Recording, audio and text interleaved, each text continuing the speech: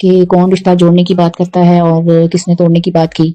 लोग बेवकूफ नहीं है, सबको पता है। अस्सलाम वालेकुम, मैं हुमारिया अली। आप देख रहे हैं मेरा चैनल। सबको पता है कौन रिश्ता तोड़ने की बात कर रहा है और कौन रिश्ता जोड़ने की बात कर रहा है। पैचअप के टाइम पर इस तरह की ऑडियो एक बार फिर से लीक होना, ये वॉइस नोट, क्या ये सारे मामलात पर पानी फेरने के लिए काफ़ी नहीं है? क्यों बार बार इस तरह के बयानात दिए जा रहे हैं? एक बड़ा अहम तरीन सवाल है।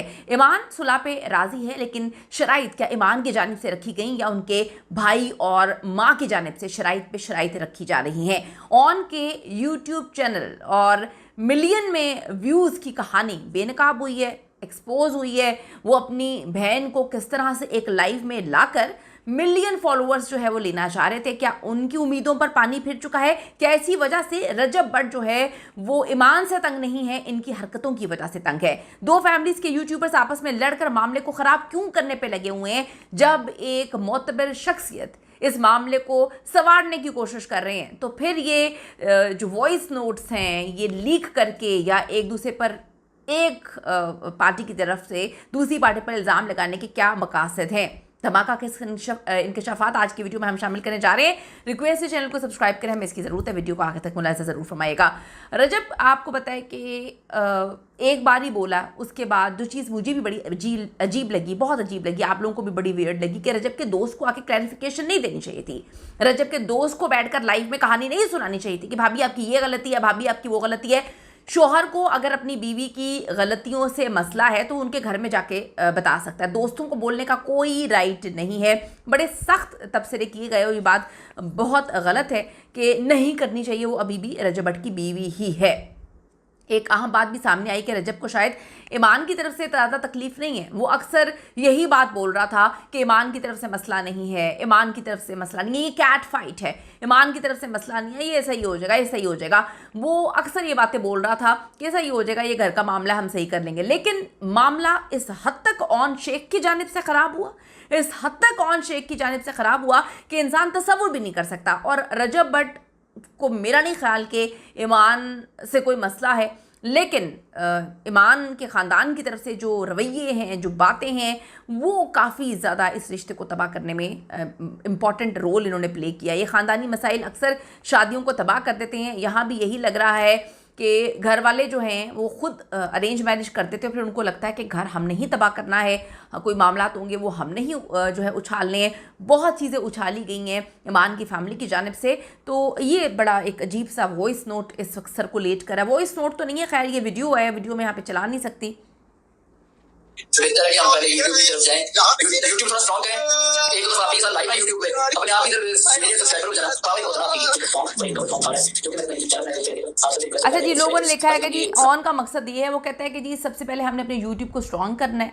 आप मेरे YouTube की तरफ आएँ, आप ही को लेकर मैंने जो है YouTube पर लाइव आना है एक बार, और मिलियन सब्सक्राइबर्स आ जानी है एक ही लम्हे में, क्योंकि आप ही का पावा ही बहुत है। सीरियसली, मतलब मुझे यकीन नहीं आ रहा। तो ये वो एजेंडा था जिस पे लोग बार बार बात कर रहे थे कि ऑन शेख का ये जो एजेंडा था कि तलाक के पेपर्स तो बाद में मिले। ऑन ने पहले कहानियाँ रोना पिटना डाल दिया कि जी उसका बाप उसे पैसे नहीं देता तो हमने पालना है उसको, तो उसके लिए मैंने घर तो चलाना है, पालना तो है उसको, तो आप जो है मेरा यूट्यूब चैनल सब्सक्राइब करें। तो इसका ये प्लान था कि जो रजब का बेटा है, ईमान का बेटा है, उसके नाम पर चैनल बनाए, अपनी आपी ईमान को जो है उस पर लाइव लेकर आए, उस पर बिठाए। ईमान को रजब भट्ट के चैनल पे आते हुए तो काफ़ी मसले होते हैं, लेकिन भाई जो है वो कहता है कि जी वो मेरे साथ लाइफ में बैठेगी तो हमारे मिलियन सब्सक्राइबर्स हो जाएंगे। उसके बाद आप देखें कि ईमान आपी का तो पावा ही बहुत है। क्या आपकी अचीवमेंट है? ईमान की क्या अचीवमेंट है? आपकी क्या अचीवमेंट है? आप रजब भट्ट और अपनी बहन की लड़ाई पर जो है अपनी बहन को पावा बनाकर बैठे हुए हैं।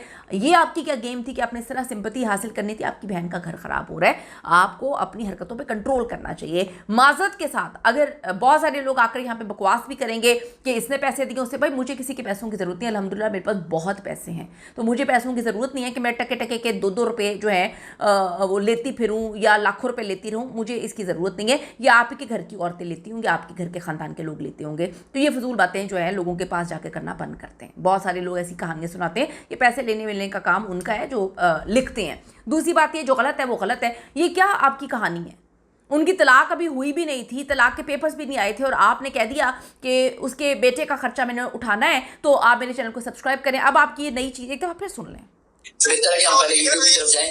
बेहतर है कि पहले यूट्यूब पे जाएं, यूट्यूब स्ट्रॉन्ग करें। आप ही के साथ एक दफ़ा लाइव आइए, मिलियन सब्सक्राइबर हो जाना, आप ही का पावर ही बहुत है, ठीक है। मतलब आप ये देखें, ये समझने की ज़रूरत है।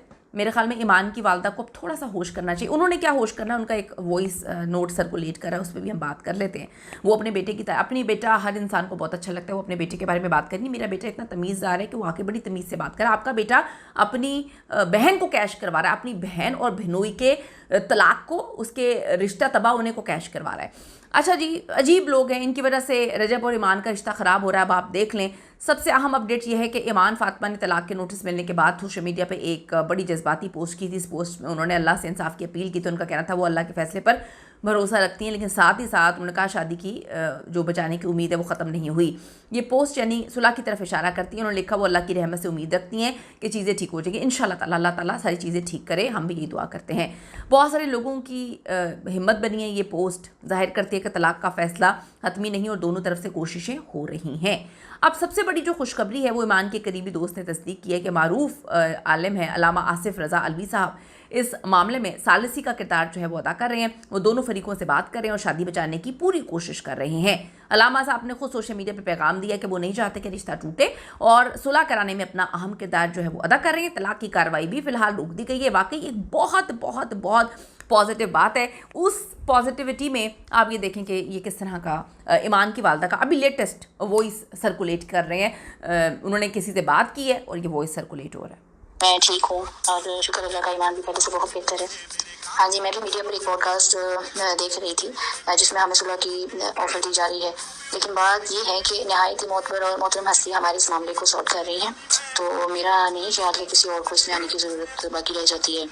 बाकी सबको पता है कि कौन रिश्ता जोड़ने की बात करता है और किसने तोड़ने की बात की। लोग बेवकूफ़ नहीं हैं, सबको पता है।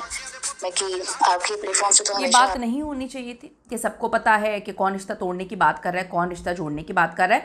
नज़र आ रहा है पूरी दुनिया को कौन रिश्ता जो है रिश्ते पर खेल रहा है, कौन रिश्ते पर जो है वो गेम्स खेल रहा है, कौन इस तलाक के रिश्ते को पूरा का पूरा जो है वो अपनी ज़िंदगी का महवर बना के बैठा हुआ कि तलाक हो जाए। ईमान आपी जो है वो मेरे यूट्यूब पे आएंगे, हम मेरे मिलियन सब्सक्राइबर्स हो जाएंगे। ईमान आपी का तो पावर ही बहुत है और लोग उनको सब्सक्राइब करेंगे तो हमारे बड़े पैसे आएंगे यहाँ से, और किवान जो है उसका खर्चा तो उसका बाप देता नहीं है। तो अब ये बातें नहीं करनी चाहिए। अगर एक तरफ सालिसी का किरदार हो रहा है, पता नहीं मुझे, अगर मैं न्यूट्रल होकर बात करूं, मुझे तो समझ नहीं आ रही कि ना दूसरी तरफ रजब की वालदा की तरफ से कोई फजूल सी स्टेटमेंट आई है, ना उसकी बहन की तरफ से कोई फजूल सी स्टेटमेंट आई है, ना उनके वालिद की तरफ से कोई फजूल स्टेटमेंट आई है। सारी स्टेटमेंट्स ऑन की तरफ से आ रही हैं, सारी स्टेटमेंट इनकी वालदा की तरफ से आ रही है। अब इनकी वालदा को थोड़ा सा ख्याल कर लेना चाहिए, थोड़ा सा ख्याल करके अपना मुंह अगर इंसान बंद कर लेना। समटाइम्स मैं फिर आपको बता रही हूँ, अगर तीलियों में आग लगी हुई है ना, 2 तीलियां हम पीछे कर लेते हैं तो आग बुझ जाती है। अपनी ज़ुबान पे कंट्रोल हमारी बहुत सारी ज़िंदगी को जो है वो तबाही से बचा सकता है। फिर लोग ये बात करते हैं तो फिर क्या गलत करते हैं कि आप अपना घर भी नहीं बसा सकती और आप अपनी बेटी का घर भी नहीं बसने दे रही। मैं यही कहूँगी, हम सब चाहते हैं कि बच्चे को बाप और माँ मिले, लेकिन क्या ईमान की फैमिली चाहती है? थोड़ा सा कंट्रोल करें, थोड़ा सा ज़ुबान पे जो है लगाम डालें, थोड़ा सा लोगों को बयानात देना बंद कर दें। यकीन करें ज़िंदगी आपकी बेटी की भी बड़ी अच्छी हो जाएगी और आपकी ज़िंदगी भी बहुत अच्छी हो जाएगी। ये जले पर नमक का काम किया जा रहा है, बार बार इस तरह के बयानात देना। कीमती राय ज़रूर दीजिएगा अपनी। See you in the next video.